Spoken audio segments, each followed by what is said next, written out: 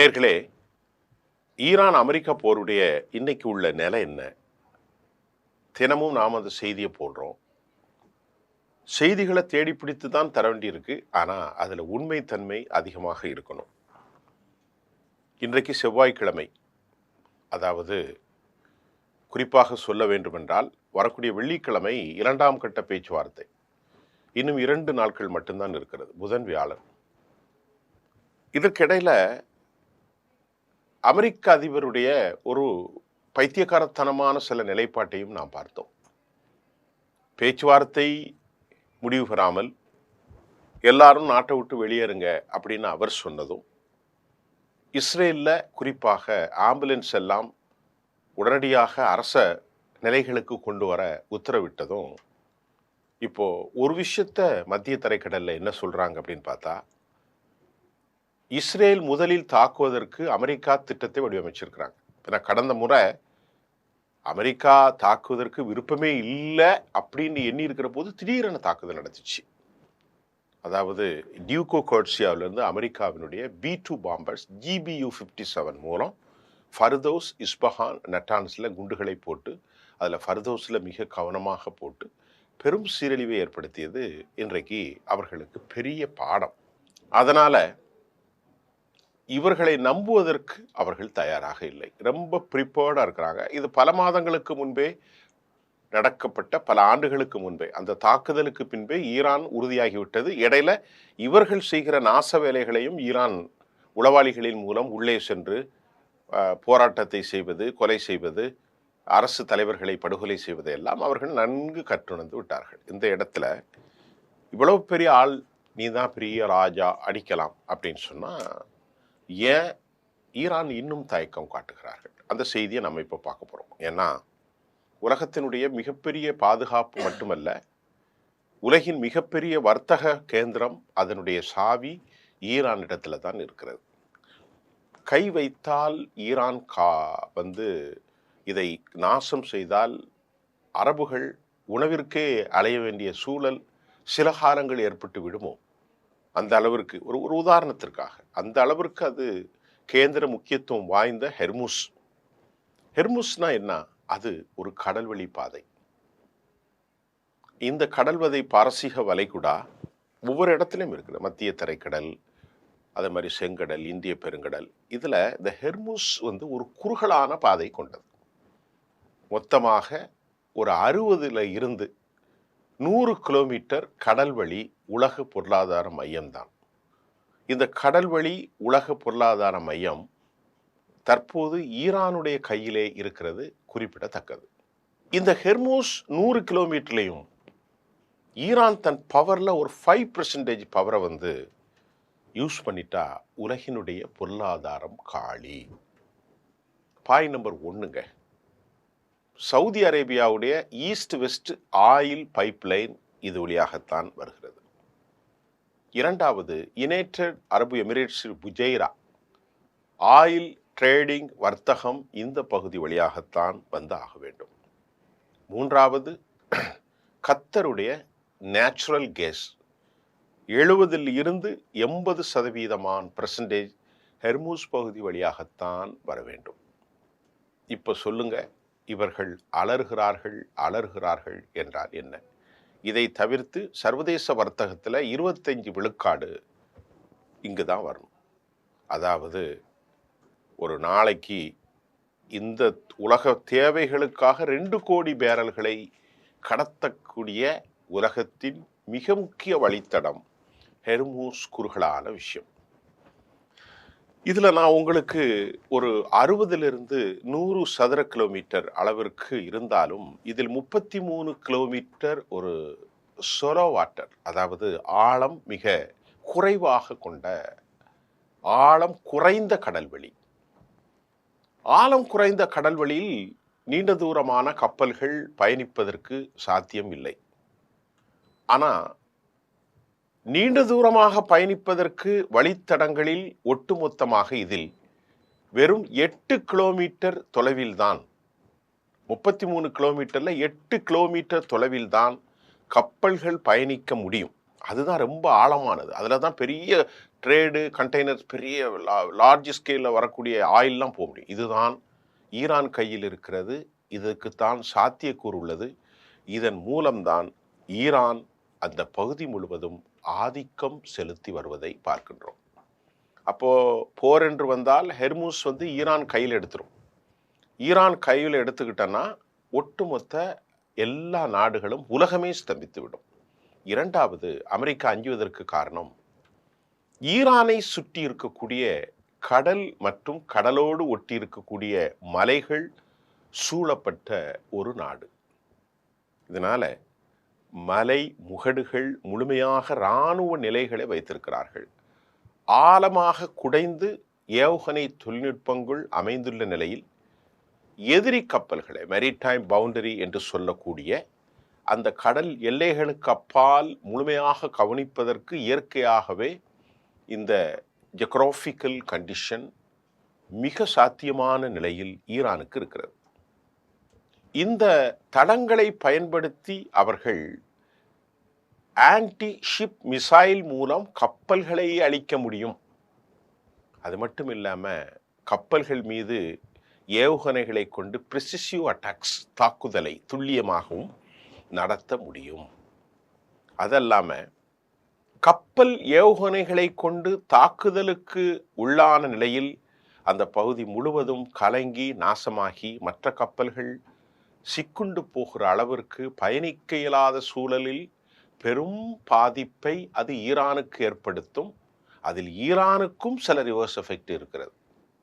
இதற்கிடையில் ஈரானுடைய அறிவிப்பானைப்படி கடல் கன்னி வெடிகளை அவர்கள் பகித்து வைத்துள்ள நிலையில் ஹெவி கேரியர் ஷிப்ஸ் இந்த வழியில் பயணிப்பதற்கு ஒருபோதும் சாத்தியக்கூறு இல்லாத நிலையில் இது சர்வதேச வர்த்தகத்தையும் டாலரின் வீழ்ச்சியையும் உறுதிப்படுத்திவிடும். ஏன்னா இன்னைக்கு டாலர் வச்சு தான் அமெரிக்கா பொலைத்து கொண்டிருக்கிறது. மத்திய கிழக்கில் சந்தைப்படுத்தப்படும் எல்லா பொருட்களும் ஆயில் தொழில் தான். அப்படி இருக்கும்போது இவங்க டாலர்ல தான் அவங்க டிரான்சாக்ஷன் நடக்கிறது. ஆயில் ஒரு நாளைக்கு 2 கோடி பேரல் நின்று போச்சுன்னா அதை வச்சு தான் எல்லாம் கன்ஸ்ட்ரக்ஷனாக இருந்தாலும் ரியல் எஸ்டேட்டாக இருந்தாலும் எல்லாமே இந்த ஆயிலை வச்சு தான். அதனால் ஆயில் காலியானா ஆயில் டிரான்சாக்ஷன் வர்த்தகம் வங்கித்துறை எல்லாமே டாலரின் இருக்கிற போது டாலரின் மதிப்பு வீழ்ச்சி அடைந்தால் அமெரிக்காவுடைய பெரும் இன்ஃப்ளேஷன், ரெசஷன், வட்டி விகித அதிகரிப்பு அந்த நாட்டிலும் கொந்தளிப்பை ஏற்படுத்திவிடும் என்பதால் அமெரிக்கா அஞ்சுகிறது என்பதை நீங்கள் கவனத்தில் கொள்ள வேண்டும். இதற்கிடையே எல்லா நிலைகளும் எதிரிகளை நாங்கள் தாக்கி அளிக்கும் வகையில் திட்டம் இருப்பதாக அந்த நாட்டினுடைய உச்சபட்ட தலைவர் ஆயத்துல்லா கிமைனி அறிவித்திருக்கிறார். என்ன சொல்லியிருக்காரு? அவர் தான் சூப்பர் பவர், அவர் தான் சுப்ரீம் லீடர், அவருக்கு கீழே தான் பெசஸ்கியான் எல்லாமே. அவர் சொல்லிட்டாரு. அவர் எங்கே இருக்காருன்னே தெரியாது. ஆனால் நாங்கள் ரொம்ப தயாராக உச்சபட்ச நிலையில் இருக்கோம், நாங்கள் ரெடின்னு அப்பாஸ் அராகச்சி சொல்லிட்டாங்க. அப்போ ஏன் அமெரிக்கா தயங்குது? அப்போ ஏன் இஸ்ரேல் தயங்குது? அப்போ என்னன்னு பார்ப்போம். இப்போ அவர் தயார்னு சொன்ன பிறகும் இப்போ மத்திய கிழக்கில் கெமைனியுடைய அறிவிப்பானைக்கு பிறகு மத்திய கிழக்கு நாடுகள் மத்தியில் பெரும் பதட்டம். அதாவது ஈரான் இஸ்ரேல் திட்டம் என்ன என்பதை நன்கு உணர்ந்து கொண்ட நிலையில் ஈரான் பலிஸ்டிக்ஸ் ஏவுகணைகளை முழுமையாக இஸ்ரேலை நோக்கி நிறுத்தி இருக்கிறான். அதனால எந்த நேரத்திலும் போர் வெடிக்கும் ஆபத்து இருக்குது.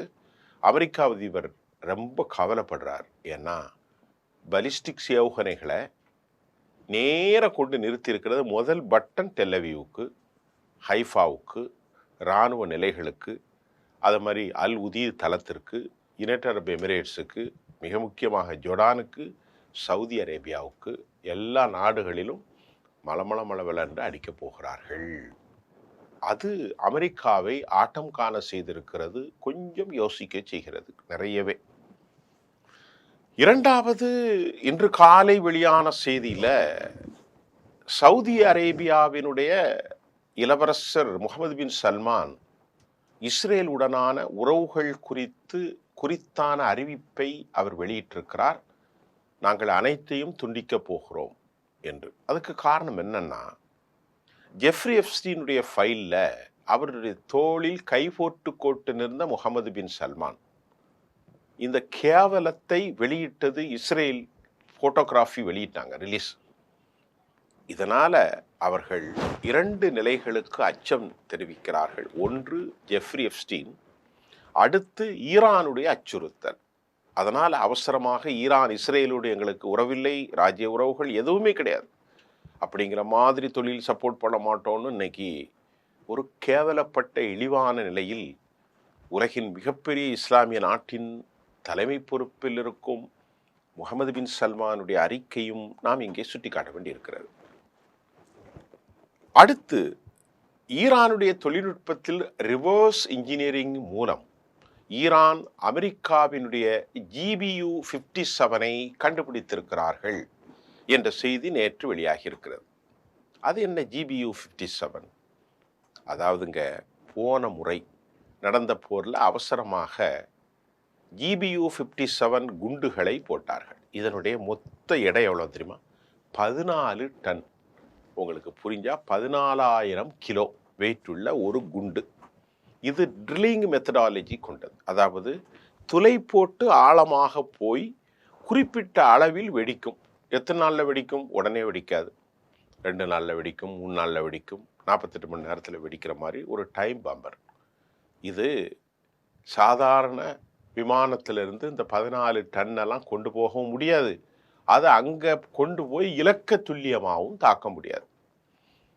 இதை கொண்டு போகிற ஒரே ஒரு ஃப்ளைட்டு உலகத்திலே அமெரிக்காவோட மட்டும்தான் இருக்கு. அதுக்கு பேர் தான் B-2 விமானங்கள். அது கிட்டத்தட்ட அது எப்படி இருக்கும் என்றால், ஒரு விதமான சுறா மீன் வடிவத்தில் அது ஒரு மாதிரியான ஒரு விமானம். அந்த விமானத்தின் வடிவமைப்பை அவர்கள் தயார் செய்திருக்கிறார்கள். GBU 57.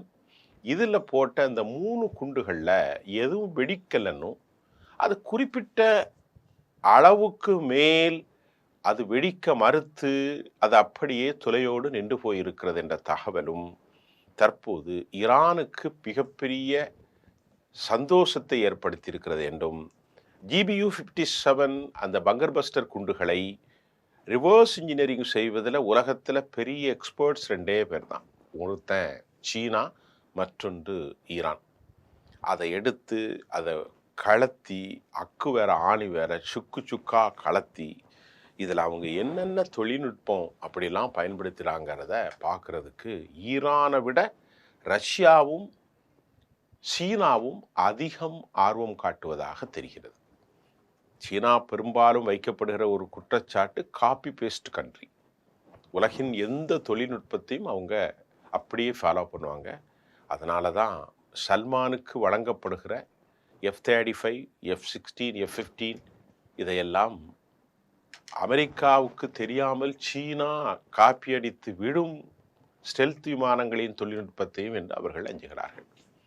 இப்போ இத்தனை தொழில்நுட்பத்தில் இருக்கக்கூடிய மிக முக்கியமாக நாம் ஒரு கேள்வி உங்களுக்கே வரும். அவர்கள் பெரிய ஏர் ஸ்ட்ரைக்கர் வைத்திருக்கிறார்கள். 15, 16, 18, அதாவது சொல்லப்போனால் சோனிக், ஹைப்பர்சோனிக், சோனிக் வெப்பன்ஸ் கொண்ட 18 தான் அது ரொம்ப ஸ்பெஷலான வடிவமைப்பு. இப்போ உங்களுக்கு ஒரு கேள்வி எழும். அதாவதுங்க, இத்தனை தொழில்நுட்பம் கொண்ட அமெரிக்காவில் என்னெல்லாம் இருக்கு? F-35, F-52, B-2 பாம்பர்ஸின் மூலம் போடக்கூடிய GBU 57, F-16, F-15, F-18 sonic hypersonic விமானங்கள். இவ்வளவு இருக்கு. ஒன்று. இரண்டாவது, ஏராளமான வகையான குண்டுகள். மூன்றாவது, ட்ரோன்கள், டெமோக்ரான் போனுகின்ற பயங்கரமான ஏவுகணைகள், டெமோக்ரான்ஸ் ஏவுகணைகள்.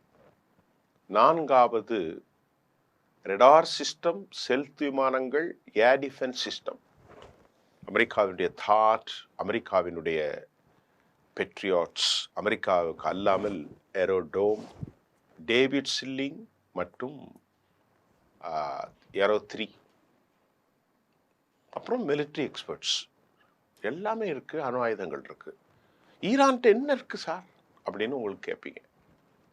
இப்பதான் அங்க சிக்கல் வருது. இது எல்லாவற்றையும் அடித்து துவம்சம் செய்யக்கூடிய அளவிற்கு ஈரான்ல SU-35 இருக்கா இல்லையாங்கிறது தெரியல. SU-15, SV-57 அசம்பிள் செய்யக்கூடிய அதிவேக விமானங்களை, ஏர் ஸ்ட்ரைக்கர்களை சோவியத் ரஷ்யா கொடுத்திருக்கிறது என்று சொல்லப்படுகிறது. ஒன்று. இரண்டாவது, 27க்கு மேற்பட்ட கண்டெய்னர்கள் அல்ல, அது ஏர் கார்கோ விமானங்கள் மூலம் சரக்குகள் இறக்கப்பட்டுக்கிட்டே இருக்கு. மூன்றாவதாக நான் உங்களுக்கு சொல்வது, இந்த பலிஸ்டிக்ஸ் தொழில்நுட்பத்தில் MARV தொழில்நுட்பம் நல்லா கவனித்துக் கொள்ளுங்கள். MARV தொழில்நுட்பம் என்பது ஒரு கிளஸ்டர் என்று சொல்லப்படுகிறது. குர்ரம் ஷோர் என்றால் சிங்க கர்ஜனை என்றுதான் பெயர். நான் ஏற்கனவே சொன்னேன். அவற்றில் 4வதில் MARV தொழில்நுட்பத்தை, இது வடகொரியாவிலிருந்து கடத்தப்பட்ட தொழில்நுட்பத்தின் மூலமாகத்தான் இந்த கிளஸ்டர்களின் தாக்குதல் மிக அபாரமாக இருக்கும் என்றும், கடந்த முறை பட்டு அனுபவத்தின் மூலம்தான் இன்னைக்கு இஸ்ரேல் ஆடி போய் இருப்பதாகவும் சொல்லப்படுகிறது. இதன் ஒட்டுமொத்த வேகம் 20,000 கிலோமீட்டர் ஒளி அலைகளை விட 13 மடங்கு அதிகமாக செல்லும்.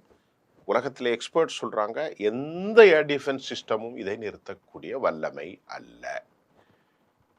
இரண்டாவதாக, அவர்களுக்கு நான் ஏற்கனவே PLOG-85B, PLOG-27 போன்ற ஸ்டெல்த் விமானங்களை கண்காணிக்கக்கூடிய ரெடார் சிஸ்டத்தை மறைமுகமாக கொடுத்திருக்கிறார்கள் சீனா என்று சொல்லியிருக்கிறேன். இதனுடைய தொழில்நுட்பம் 27 கண்டெய்னர்களில் சீனா கொடுத்தது என்ன? இது அமெரிக்காவுக்கு பெரும் ஆட்டம். ஸ்டெல்த் விமானங்களை கண்காணிப்பது, ஏவுகணை தொழில்நுட்பம், MARV வடகொரியா, இன்னும் ரஷ்யாவினுடைய ஒரு கோஆபரேட்டிவ், அதாவது இணைந்த கைகளாக அவர்கள் செய்யப்படுவது அமெரிக்காவுக்கும் இஸ்ரேலுக்கும் எதிரே பெரும் பதட்டத்தை ஏற்படுத்தியதால், அப்படியே பட்டும் படாமலும் விட்டு கொடுக்காமலும் விரக்தியை வெளிப்படுத்தாமலும் கீழே விழுந்து மீசையில் மண் ஓட்டாமல் அமெரிக்கா பேசி கொண்டிருப்பதற்கு காரணம் இது. அதல்லாமல் இந்த ரிவர்ஸ் இன்ஜினியரிங் மூலம் ஏராளமான அமெரிக்கா வீச்சால், இஸ்ரேலின் வீச்சுகளால் வெடிக்காத கைப்பற்றப்பட்ட ஆயுதங்களை எல்லாம் அவர்கள் உலகின் பல பகுதிகளில் கொண்டு வந்து பரிசீலித்து அவற்றை தடுக்கும் ஆற்றாமை கொண்டதால் தான் கொமேனி அவர்களும் அப்பாஸ் அராகச்சியும் வெளிப்படையாக எந்த தயக்கமும் இல்லாமல் நீங்கள் தாக்குதல் நடத்துங்கள் என்று சொன்ன பிறகு அமெரிக்கா தயங்குகிறது. ஒரே ஒரு கேள்விதான், நாங்கள் எந்த நிலையிலும் அணு உலைகளை என்ரிச் செய்வதை விடப்போவதில்லை. ஆனால் அது குண்டுகள் தயாரித்து தேசங்களை அழிப்பதற்காக அல்ல, எங்கள் நாட்டின் எலக்ட்ரிசிட்டி உற்பத்தி மற்றும் பல தேவைகளுக்கானது. ஒன்று. இரண்டாவது சொன்ன கண்டிஷனை நிராகரித்தார்கள். பலிஸ்டிக்கை பற்றியோ, உள்நாட்டு விவகாரங்களில் நாங்கள் அடக்குமுறைகளை செய்வதை பற்றியோ, பிராக்சிகளுக்கு ஆயுதங்கள் சப்ளை, இதை பற்றிலாம் அமெரிக்கா பேசவே கூடாதுன்னு ரொம்ப ஸ்ட்ராங்காக சொல்லிட்டாங்க. இப்பொழுது அமெரிக்கா இஸ்ரேல் மிகவும் யோசனையில் இருக்கிறது. இருந்தாலும் யூதர்கள் இந்த தாக்குதலை நடத்தியே ஆக வேண்டும் என முடிவுக்கு வந்திருக்கிறார்கள். இதையெல்லாம் கவனத்தில் கொண்டுதான் தற்போது நிலைமை பதட்டத்தில் சென்று கொண்டிருக்கிறது. இதனுடைய சாத்திய கூறுகள், விளைவுகள், கான்சிக்வன்சஸ் எப்படி நடக்கும், வாட் வில் ஹேப்பன், என்ன நடக்க போகுது, எல்லோரும் எதிர்பார்த்ததை மாதிரி தான் நாமும் எதிர்பார்த்திருக்கிறோம். ஏனென்று கேட்டால் செய்திகளை உங்களுக்கு துல்லியமாக நாங்கள் தர வேண்டும், அதை மட்டும்தான் தர முடியும். ஆனால் உலக நாடுகளின் மனோநிலை, உலக நாடுகளின் பதட்டம், அமெரிக்காவின் பொருளாதார சிக்கல், மத்திய கிழக்கில் நட்பாளர்கள் துணையாளர்களினுடைய பரிந்துரை, இதையெல்லாம் மேம்படுத்தும் நேரத்தில் இஸ்ரேல் மட்டும் இந்த போரை நடத்தியாக வேண்டும் என ஒற்றை காலில் நிற்பதும், கடந்த புதன்கிழமை, நாளை மறுநாள், நாளை அவர் பெஞ்சமின் நெத்தன்யாகுவை சந்திக்க போகிறார் என்ற செய்தியும் வந்திருக்கிறது. ஏற்கனவே அவர் சந்தித்தார். ஆகவே இப்படி ஒரு பதட்டம் நிறைந்த சூழலில் மீண்டும் நாளை சந்திப்போம் அடுத்த செய்திகளோடு. நன்றி.